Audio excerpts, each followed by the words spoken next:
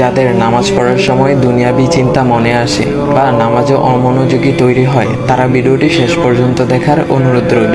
হযরত আলী রাদিয়াল্লাহু তাআলা আনহুর কাছে একজন ব্যক্তি এসেছে। তখন লোকটা বলল, হুজুর, আমার নামাজে মন বসে না। নামাজে দাঁড়ালে আমার দুনিয়াবি নানা চিন্তা আসে। হুজুর, আমার এই নামাজ কি আল্লাহ তাআলা কবুল করবেন? তখন হযরত আলী রাদিয়াল্লাহু তাআলা আনহা বলেছেন, না, তোমার নামাজ কবুল হবে না। তখন লোকটা মনে অনেক কষ্ট নিয়ে চলে যাচ্ছেন। এমন সময় রাসূল সাল্লাল্লাহু আলাইহি ওয়াসাল্লাম এসে হযরত আলী রাদিয়াল্লাহু তাআলা আনহুকে জিজ্ঞাসা করলেন, ইয়া আলী, আপনার কাছে লোকটা কেন এসেছিল?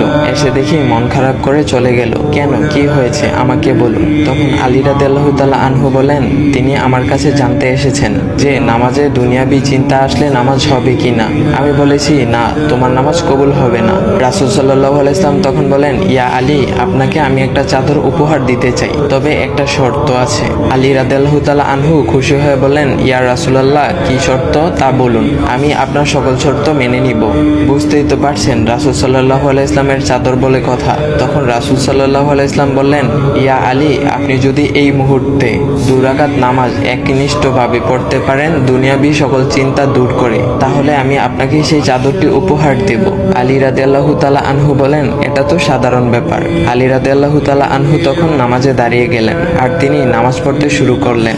এমন সময় তার মনের মধ্যে শুধু ভাবনা চিন্তা আসতে শুরু করলো, আচ্ছা, আমাকে যে রাসূল সাল্লাল্লাহু আলাইহি ওয়াসাল্লাম যে চাদরটা দিবেন, সেটা কি ফাতিমার চাদর নাকি রাসূল সাল্লাল্লাহু আলাইহি ওয়াসাল্লামের? আচ্ছা, চাদরখানা দেখতে কেমন হবে? এই বিভিন্ন বিষয় নিয়ে ভাবতে লাগলেন। তিনি ভুলেই গেছেন যে দুনিয়াবি চিন্তা নামাজে আনতে রাসূল সাল্লাল্লাহু আলাইহি ওয়াসাল্লাম নিষেধ করেছেন। এর মধ্যে আলী রাদিয়াল্লাহু তাআলা আনহুর নামাজ পড়া শেষ। আলী রাদিয়াল্লাহু তাআলা নামাজ শেষ করে রাসূল সাল্লাল্লাহু আলাইহি ওয়াসাল্লামকে বলতেছেন, ইয়া রাসূলুল্লাহ, আমি আপনার শর্ত মেনেছি, এখন আমাকে চাদরখানা উপহার দেন।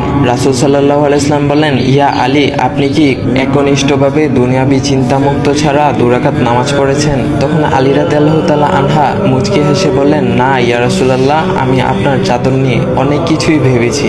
তখন রাসূল সাল্লাল্লাহু আলাইহি ওয়াসাল্লাম বলেন, ইয়া আলী, নামাজ তোমারও হয়েছে, আর তুমি যাকে নামাজ হবে না বলে ফতোয়া দিয়েছো, তার নামাজও আল্লাহ তাআলা কবুল করে নিয়েছেন। শোনো আলী, দুনিয়াবি চিন্তা দ্বারা নামাজ বাতিল হয় না, নামাজ মহান আল্লাহ তাআলা কবুল করে নেন। সকল ফরজ নিয়ম কানুন মেনে নামাজ পড়লে নামাজ হবে ইনশাল্লাহ। তবে আমাদের সকলের উচিত নামাজ আদায় করার সময় একমাত্র আল্লাহকে স্মরণ করে নামাজ আদায় করা। নামাজে দাঁড়ালে দুনিয়াবি চিন্তা মাথায় আসে, এটা শয়তানের একটা ফাঁদ।